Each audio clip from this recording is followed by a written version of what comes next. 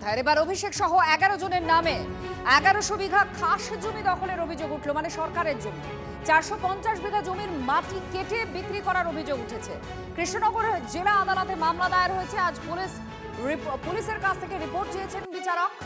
অভিযোগকারী নাকাশিপাড়া থানার বেতুয়াটহরির বাসিন্দা। অভিযোগ, তৃণমূল সরকারের আমলে এই বিষয়ে পুলিশ প্রাক্তন বিধায়ককে জানিয়েও কোনো লাভ হয়নি। মাটি যেভাবে কেটেছে তার ধারণার বাইরে, মোটামুটি 400-450 বিঘা শেষ করে দিয়েছে মাটি কেটে। এটা নিয়ে আমি অভিযোগ দিই, থানায় অভিযোগ এর আগেও আমি দিয়েছি, কোনো স্টেপ নেয়নি। কিছু আদিবাসী মহিলা আছে আমাদের ওইখানে, তাদের উপরে খুব অত্যাচার করে।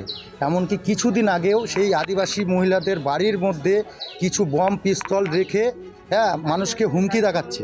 কারা করছে এটা শাহজাহান শেখ, তারপরে অনেকে আছে, 10 জন এরা এই জিনিসটা করছে। কোনো রাজনৈতিক দলের সঙ্গে যুক্ত ছিল এখনো আছে।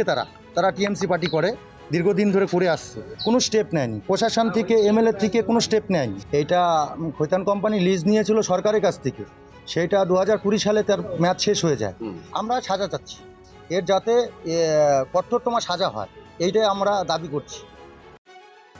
1100 বিঘে সরকারি খাস জমি, যা পূর্বে জাতীয় সড়ক NH-34 ছিল, বর্তমানে NH-12 সংলগ্ন হয়েছে। এই 1100 বিঘা জমিকে অর্থাৎ দখল করে তারা দিনের পর দিন নৈরাজ্য চালিয়েছে। তার মধ্যে 450 বিঘে সম্পত্তি বা জমি রয়েছে, তাতে 30 ফুট ডিপ গভীর খনন করে সেই মাটি অর্থাৎ ECW থেকে শুরু করে অন্যত্র কালোবাজারি করে সে বিক্রি করা হয়েছে। বিভিন্ন গাছ নির্বিচারে কেটে ফেলা হয়েছে, কেটে ফেলে সেটা পাচার করা হয়েছে।